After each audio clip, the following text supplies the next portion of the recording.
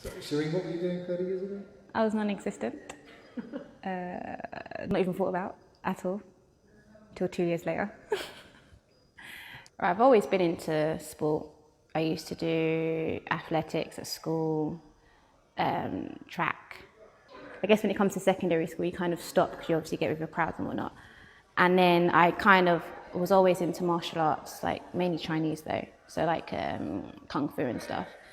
And then, you know, God bless Google, I somehow stumbled on the word capoeira and I was like, that looks slightly familiar, you know, oh, what does it remind me of? And then I turned up one day to a beginner's class and absolutely loved it.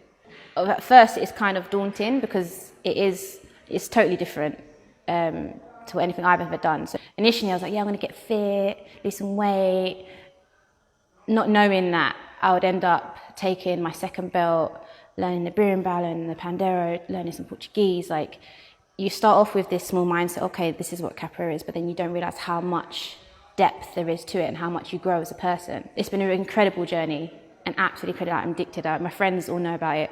I talk to them about it all the time. If it comes up, I'm like, oh yeah, look at this video here. Here's Master Silvio, here's Master Marcos, and here we are. Da, da, da, da. To be part of this school, it's like you feel proud to be part of something so great that, you know, it's like a family.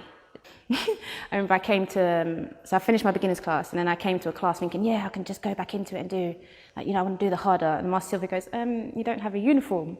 And I went, oh no, I really want to play. She was like, that's fine. You know, she was so sweet. You know, so she let me come in, and then I've just been here ever since, and that was 2 years ago.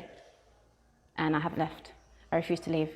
My friends think I'm crazy. They're like, you go there 3 times a week, 4 times a week. I'm like, I can't, like, not go. I have to. So that's my journey.